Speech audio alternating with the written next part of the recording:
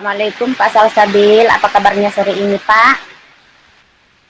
Waalaikumsalam, alhamdulillah sehat Bu. Pak, boleh mengganggu waktunya sebentar, ada yang ingin saya omongin Pak. Oh, tentu saja boleh Bu. Kebetulan pekerjaan saya sudah selesai. Oh iya, terima kasih ya Pak sudah meluangkan waktu untuk saya dan mohon maaf ya sudah mengganggu waktunya. Ya Bu, mari duduk di sini Bu, kita ngobrol santai. Iya Pak, terima kasih. Oh, tidak apa-apa Bu. Ibu tidak mengganggu waktu saya. Oh iya, apa yang ingin Ibu bicarakan dengan saya? Kelihatannya Ibu sangat serius sekali. Iya Pak, akhir-akhir ini saya sedang merasa resah menjalani tugas saya mengajar di kelas 4. Oh, jadi Ibu saat ini sedang resah ya? Iya Pak. Baiklah. Tujuan apa yang Ibu inginkan dari pertemuan kita ini? Saya ingin masalah yang saya hadapi ini mendapatkan solusi agar beban yang saya rasakan cepat plong, sehingga saya bisa mengajar dengan perasaan senang tanpa ada beban. Nah, kemudian apa tujuan akhir dari pertemuan kita ini, Bu? Ya, seperti tadi bahwa masalah yang saya hadapi ini mendapatkan solusi yang terbaik antara saya dengan kepala sekolah sehingga saya merasa tenang dalam mengajar, ibu kepala sekolah juga senang karena tidak ada lagi pelanggaran kedisiplinan kerja, Pak. Coba diceritakan apa yang membuat Ibu resah saat ini? Iya Pak, begini, kemarin saya ditegur kepala sekolah terkait ketidakdisiplinan saya selama ini, Pak. Oh, ketidakdisiplinan yang bagaimana, Bu?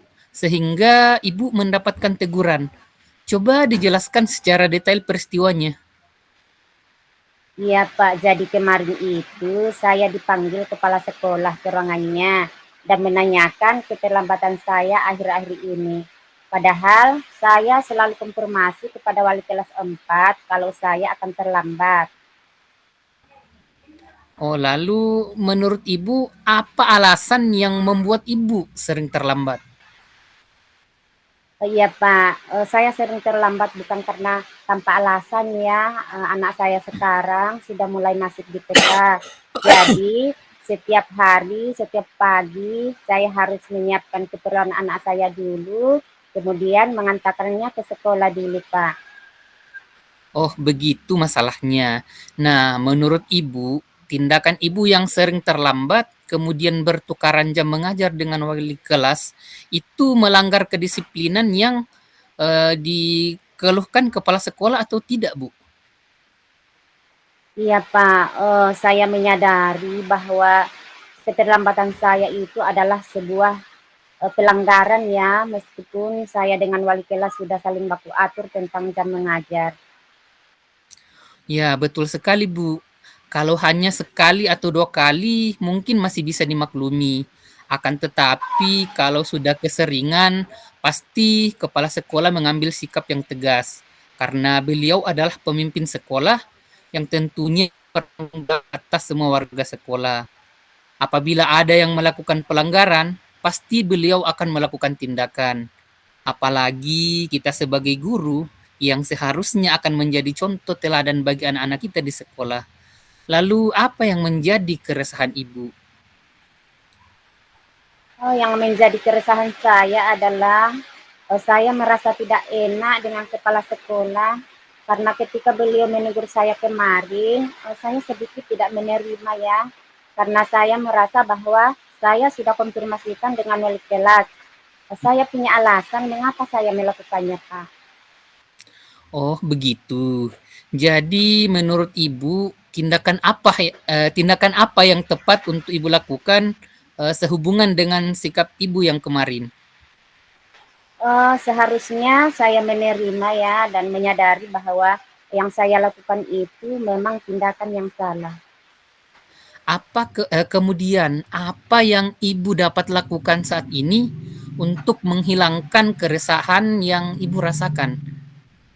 Iya, tentunya saya akan menemui kepala sekolah terlebih dahulu dan segera meminta maaf agar supaya tidak ada kecanggungan antara saya dengan kepala sekolah saya, Pak.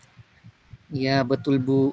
Lalu kira-kira bagaimana caranya Ibu memperbaiki kedisiplinan Ibu? Nah, itulah yang saya pikirkan, Pak. Bagaimana ya caranya saya bisa membagi waktu antara tugas saya mengajar dengan tugas saya mengurus anak. Nah, kemudian menurut Ibu, kekuatan apa yang bisa Ibu miliki untuk mengatasi keduanya? Oh, sebenarnya saya selalu bangun pagi-pagi. Dan kebetulan tempat kerja kakak saya itu bersebelahan dengan tempat sekolah anak saya. Jadi saya mungkin bisa menitip anak saya untuk diantarkan ke sekolah. Wah, solusi yang sangat bagus, Bu, untuk mengatasi masalah Ibu saat ini. Alhamdulillah, sekarang saya merasa lega, Pak, karena apa yang menjadi masalah saya selama ini sudah ada solusinya yang saya dapatkan dari percakapan kita ini. Ya, syukurlah, Bu, sudah merasa lega sekarang. Lalu dari yang sudah Ibu rencanakan tadi, kira-kira komitmen apa yang Ibu akan lakukan untuk menjalankan rencana tersebut? Oh, mengenai hubungan dengan kepala sekolah, saya akan meminta maaf secepatnya dan kemudian masalah kedisiplinan, saya akan selalu mengusahakan untuk datang tepat waktu di sekolah dan tentang anak saya akan meminta kesediaan kakak saya untuk mengantarnya ke sekolah. Saya kira itu ide yang sangat bagus, Bu. Semoga dapat segera terselesaikan masalahnya dan Ibu dapat bekerja dengan hati yang tenang tanpa dihantui keresahan. Amin. Terima kasih banyak Pak atas waktunya mendengarkan keluh kesah saya. Saya merasa agak lega sekarang. Semoga saya ke depannya dapat menjadi teladan bagi murid-murid saya di sekolah. Amin ya rabbal alamin. Sama-sama, Bu. Baiklah Pak, mari kita kembali ke tempat tugas kita masing-masing. Baiklah, Bu, silahkan. Terima kasih Pak. Assalamualaikum. Waalaikumsalam. Saya lagi Pak. Sekarang kita masuk di sesi yang kedua. Iya Pak, siap. Selamat siang, Bu. Apakah Ibu punya waktu luang hari ini? Selamat siang juga Pak. Ada Pak, saya lihat sepertinya Bapak murung, kurang semangat. Ada yang bisa saya bantu Pak?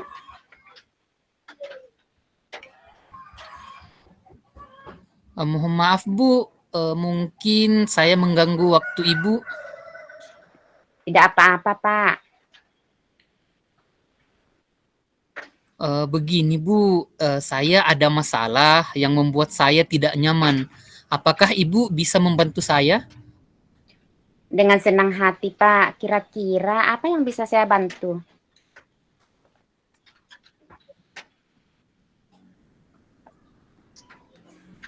Saya hanya ingin mendapatkan solusi dari masalah yang sedang saya hadapi, Bu. Masalahnya apa Pak? Coba diceritakan apa masalahnya yang sedang Bapak rasakan. Mudah-mudahan saya bisa membantu ya Pak. Jadi beberapa hari yang lalu pengawas melakukan supervisi di kelas saya. Waktu supervisi, saya mendapatkan teguran dari pengawas. Oh, jadi Bapak ditegur Pak pengawas. Iya, Bu. Baiklah. Apa tujuan yang ingin Bapak capai dari perbincangan kita kali ini Pak? Jadi saya ingin mendapatkan solusi dari permasalahan yang saya alami saat ini, Bu. Oh, jadi begitu. Kemudian apa definisi tujuan akhir dari pembicaraan kita ini? Saya ingin, mendapatkan solusi terbaik dari permasalahan saya, sehingga saya merasa tidak terbebani kemudian. Kemudian kepala sekolah dan pengawas juga bisa merasa senang. Oh, lalu apa yang membuat Bapak mendapatkan teguran dari Bapak pengawas? Pengawas kemarin mengkritik tentang proses belajar mengajar saya, Bu. Oh, kalau boleh tahu proses mengajar yang bagaimana yang Bapak maksud? Jadi seperti ini, Bu, beliau sepertinya tidak suka waktu saya mengajar, karena saya tidak memakai media pembelajaran. Saya hanya mencukupkan dengan gambar-gambar yang ada di dalam buku teks. Oh, begitu. Lalu bagaimana tanggapan Bapak terhadap Bapak pengawas? Saya sebenarnya sudah menyampaikan kepada beliau kalau selama ini saya mengajar sudah sering menggunakan media pembelajaran. Hanya saja ketika itu saya tidak begitu siap di supervisi, sehingga saya cukupkan medianya hanya gambar-gambar yang ada dalam buku teks. Ketika saya sampaikan seperti itu, sepertinya beliau merasa tidak terima. Jadi begitu masalahnya, Pak. Selama ini, apa yang Bapak sudah lakukan selama proses belajar mengajar? Seperti yang saya ceritakan tadi, saya menggunakan media pembelajaran seperti mengajak murid menonton video pembelajaran yang interaktif dan menyenangkan.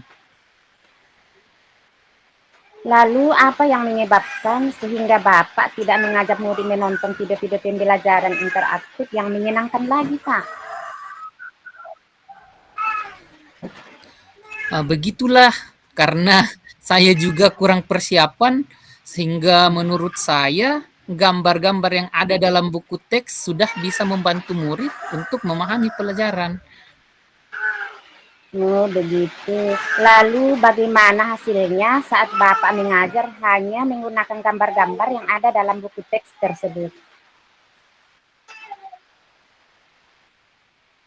Betul juga, Bu. Jadi selama ini ada beberapa siswa yang hasil belajarnya masih kurang maksimal.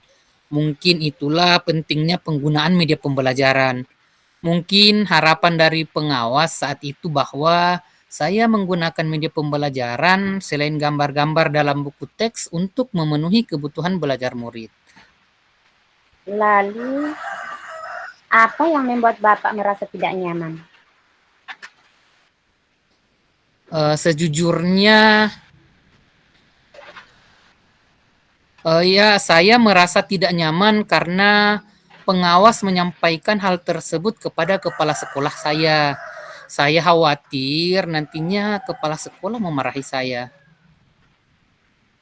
Jadi kesimpulannya yang membuat Bapak merasa tidak nyaman adalah saat supervisi itu karena Bapak tidak menggunakan media pembelajaran yang mungkin lebih interaktif dan ketika pengawas memperingatkan, Bapak sudah memberikan argumen sehingga hal itu membuat pengawas merasa tidak terima lalu menyampaikan kepada kepala sekolah. Begitu ya, Pak? Iya, Bu. Kira-kira saya akan dipanggil dan ditegur oleh kepala sekolah. Lalu apa rencana Bapak ke depannya? Saya berencana menemui kepala sekolah untuk membicarakan hal ini. Mungkin beliau akan memberikan solusi. Apa ada hal lain yang Bapak lakukan selain dari ini, Pak?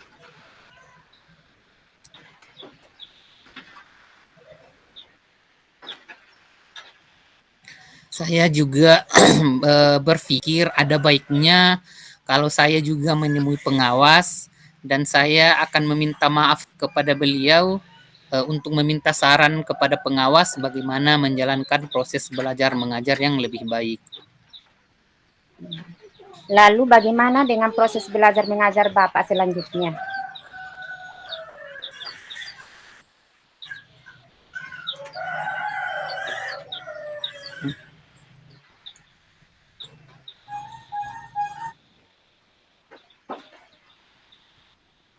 Setelah ini saya akan memakai media pembelajaran seperti benda-benda konkret, gambar-gambar yang menunjang, dan video pembelajaran.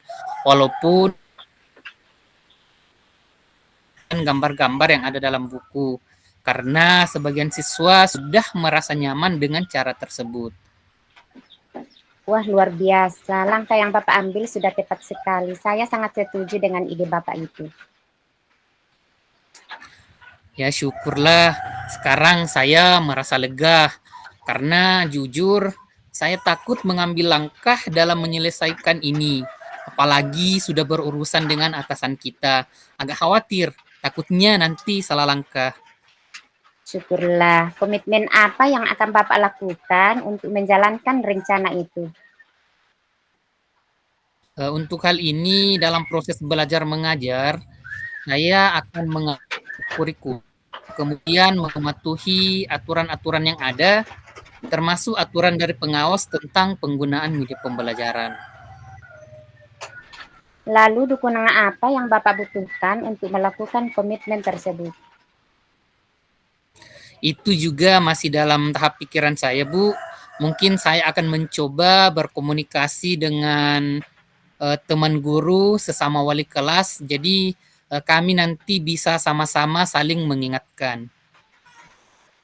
Ide yang bagus sekali, Pak. Semoga dapat segera terselesaikan dan Bapak dapat bekerja dengan suasana hati yang tenang tanpa dihantui rasa tidak nyaman.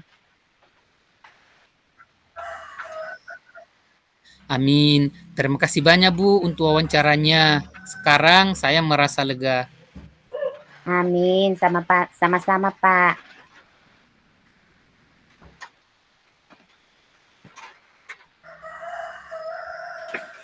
Sesi refleksi, Pak. Baik, terima kasih.